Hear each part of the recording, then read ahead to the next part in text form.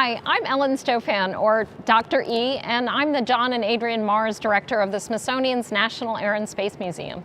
Hey, I'm Thomas Zurbuchen, also known as Dr. Z. I'm the Associate Administrator of Science at NASA. So together, we're Easy Science, and in each episode, we're going to be talking about what's the latest and greatest in space science, really wanting to cover exciting topics, what's new, but also what have we learned over these 50 years of space exploration. And what better place to start than with the anniversary of the landing on the moon 50 years ago.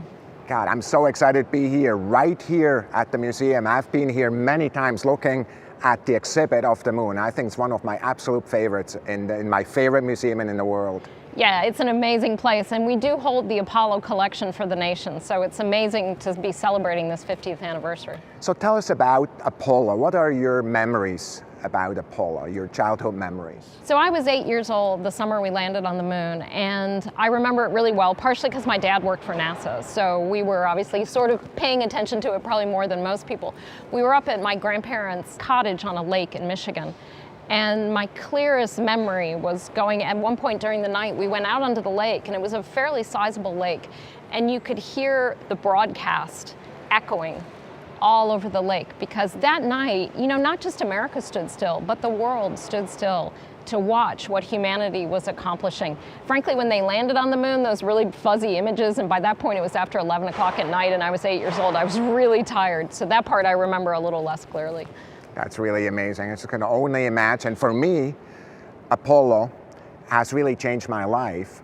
The university where I got my PhD in was the university that in a group that was started because of the first experiment on the surface of the moon, the solar wind experiment. The work I did afterwards was robotic exploration with NASA spacecraft as a follow-up of that experiment that was set up by Buzz Aldrin right after the landing.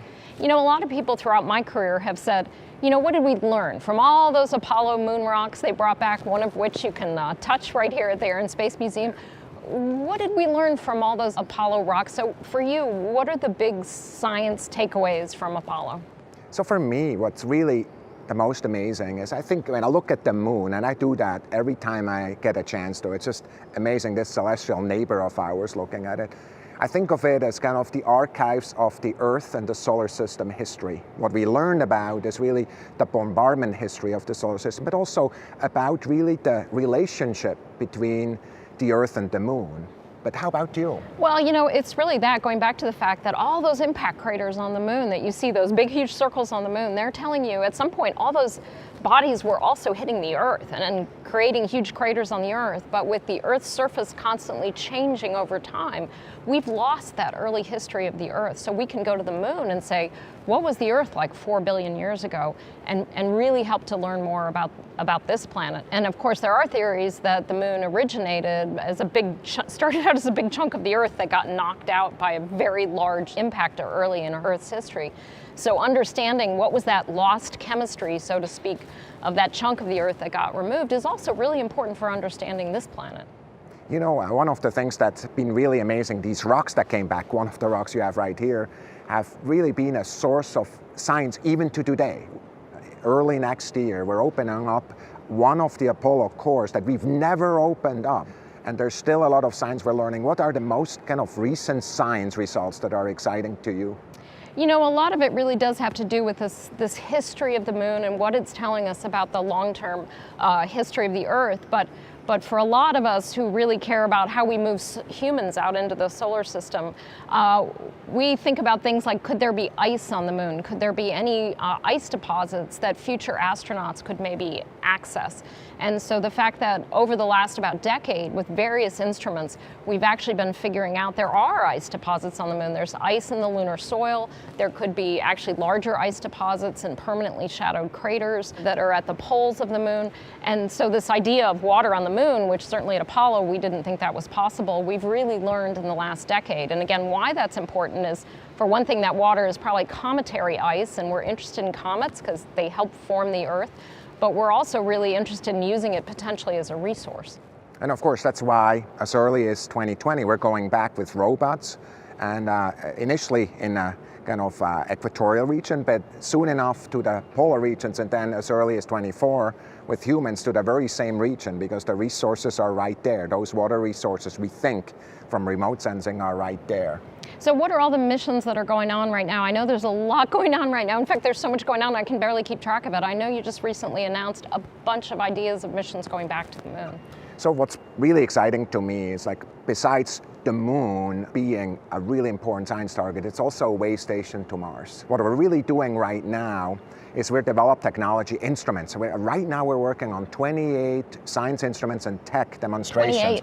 And the way we're flying them there is using commercial partners. So we can do that. We can use a very different development paradigm for that. And of course, in parallel, our colleagues from human exploration are developing the systems both to get with a big rocket off the surface of the Earth, but also then this small gateway, kind of a small station that is there really as a place to learn to live away from Earth gravity, learn to live away from the Earth magnetic field, and then to the surface with commercial partners.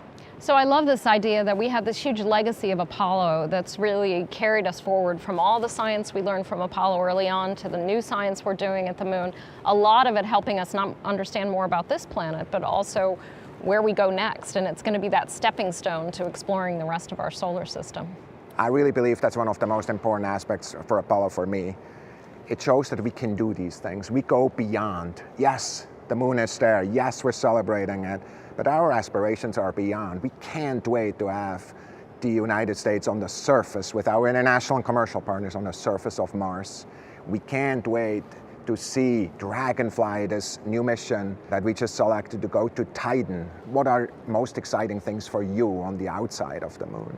Yeah, for me, it's really getting humans to Mars, breaking open that right rock and finding out, did life evolve on the red planet, and what can we learn from that about how life evolved here, and then going out to those moons in the outer solar system, Titan, Enceladus, Europa, and really searching to say, is there life beyond Earth? There's so much going on.